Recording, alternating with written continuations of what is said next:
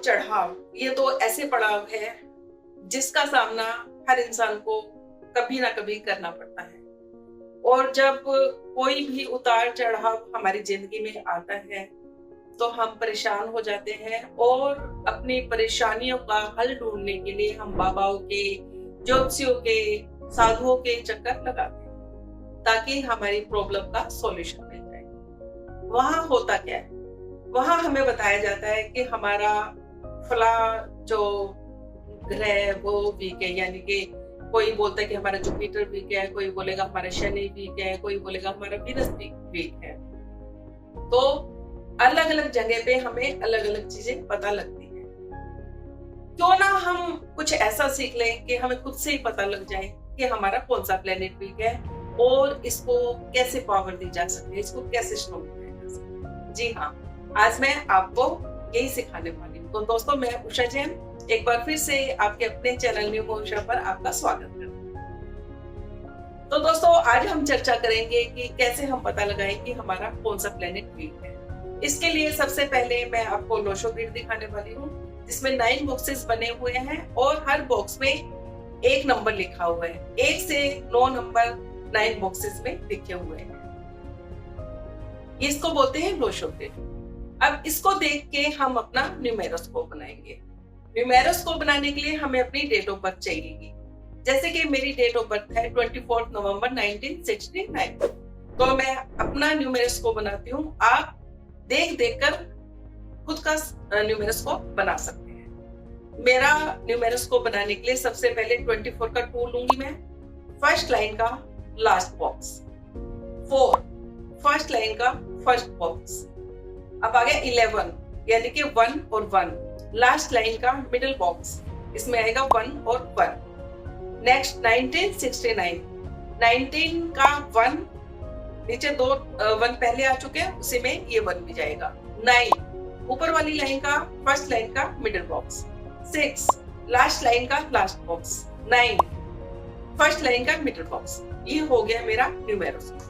अब आप हैरान रह जाएंगे, भाई ये तो आधा खाली है आधा भरा हुआ है। जी हाँ, इसी से हमें पता लगेगा कि हमारा कौन सा प्लेनेट वीक है। जितने भी नंबर इसमें मिसिंग है वो सारे प्लेनेट मेरे वीक है। तो कोई बात नहीं, उसको मैंने अपनी रेमेडीज दी और स्ट्रॉन्ग बना लिया, कोई दिक्कत थोड़ी ना है। तो आप भी सीखिए और बनाइए।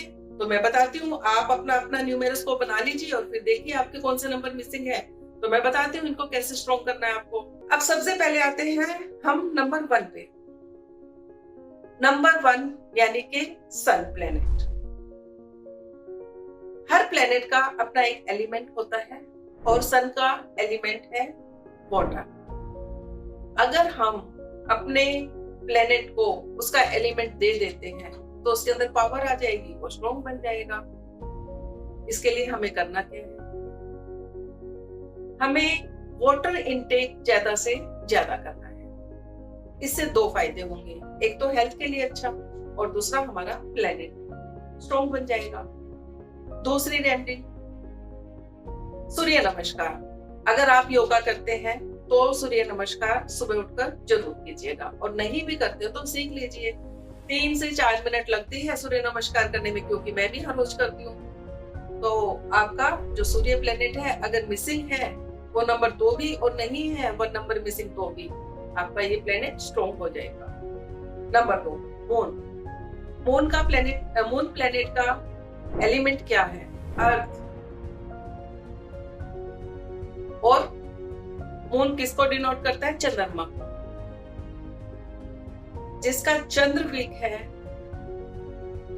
उसको मून की रेमेडी करनी रहेगी। करना क्या है, आपको शुक्ल पक्ष में जब चंद्रमा आकाश में होता है रात के टाइम, उस टाइम 10 मिनट के लिए आपको मून लाइट में बैठना है जाकर।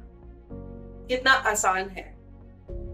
इसके अलावा आप अपनी मदर और मदर इन लॉ दोनों की रिस्पेक्ट कीजिए।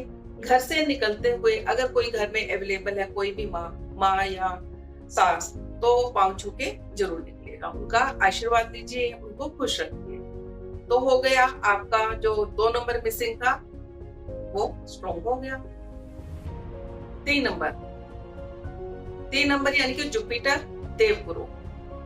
इनका एलिमेंट क्या है? इनका एलिमेंट है वुड, लकड़ी।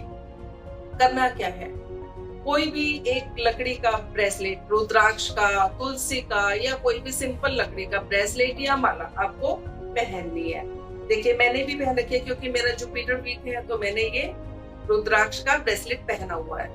तो आप भी ये पहन सकते हैं और अपना जो अगर 3 नंबर मिसिंग है तो आपका वो पूरा हो जाएगा, और अगर है प्रेजेंट है तो वो स्ट्रॉन्ग हो जाएगा।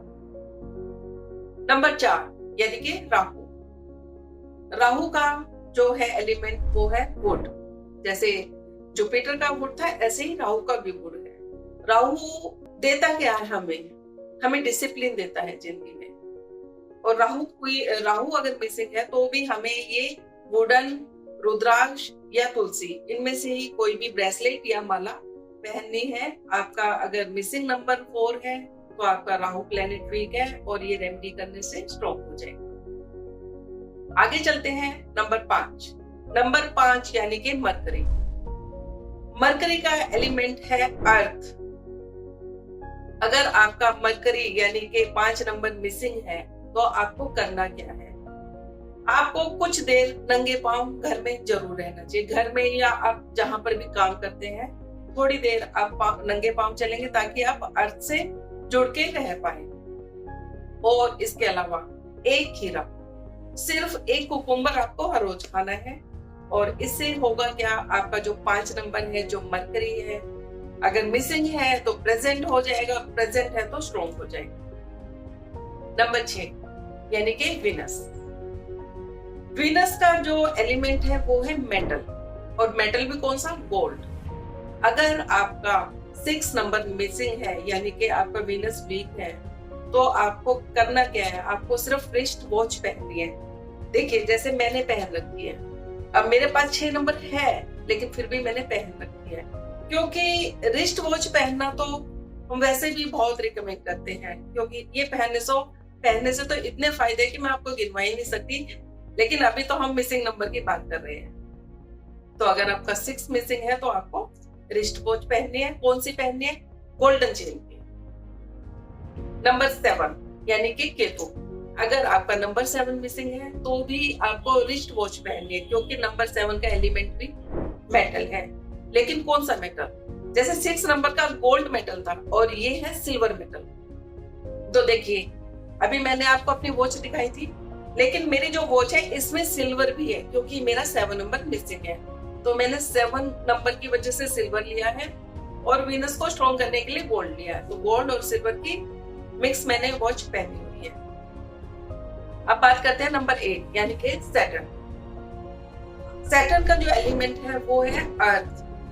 अर्थ के लिए मैंने आपको रेमेडीज जो मरकरी की बताई है वो इसमें भी चलेगी, लेकिन इसके अलावा आप क्या कर सकते हैं? जैसे कॉइन्स होते हैं वो आप दे सकते हैं लेबर क्लास या मतलब बेगर्स को।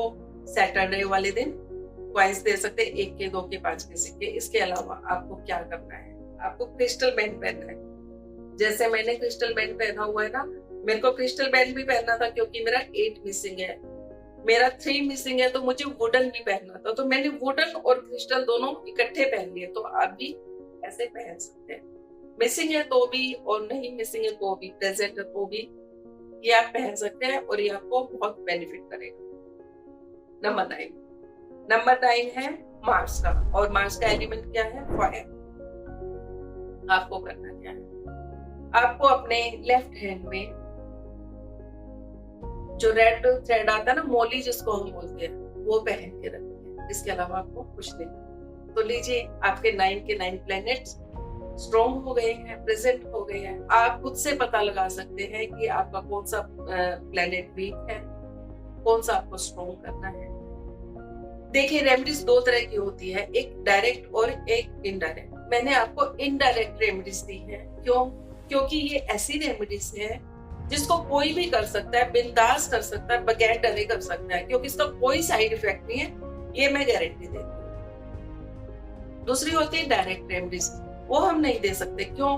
क्योंकि उसके लिए हमें पूरी डेट ऑफ बर्थ चाहिए होती है, तब हम रिकमेंड करते हैं। थोड़ी स्ट्रॉन्ग होती है, क्योंकि अगर 2 स्ट्रॉन्ग रेमेडीज करते हैं तो कई बार क्या होता है, दोनों प्लेनेट एक दूसरे के कंपेटिबल नहीं होते, तो वो एक दूसरे को काट देते हैं। तो इसलिए इसमें स्ट्रॉन्ग रेमेडीज मैं नहीं दे सकती, बट मैंने इनडायरेक्ट रेमेडीज दी है।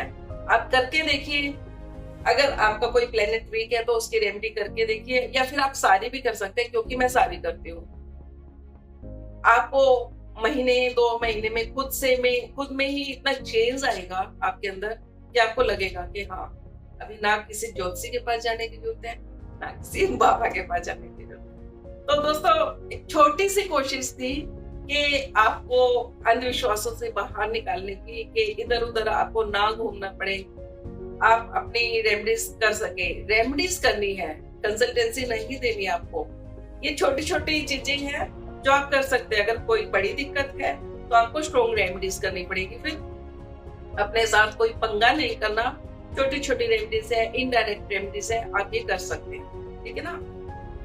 तो दोस्तों, एक छोटी सी कोशिश थी, और अगर आपको लग रहा है कि हाँ कुछ तथ्य है इसमें, तो सब्सक्राइब करना ना भूलिएगा। और आगे भी कोशिश करूंगी कि कुछ ऐसी वीडियो लेके आऊं कि जो आपके रूटीन में काम आ पाए, क्योंकि ऐसे कैरेक्टरिस्टिक्स क्या है, ये क्या है, वो क्या है, उसमें आपने कुछ नहीं करना। आपको वो वीडियो चाहिए जो आपके किसी काम की हो। कोशिश करती हूँ कि आगे और भी अच्छी वीडियो लेके आऊंगी। तब तक के लिए नमस्कार।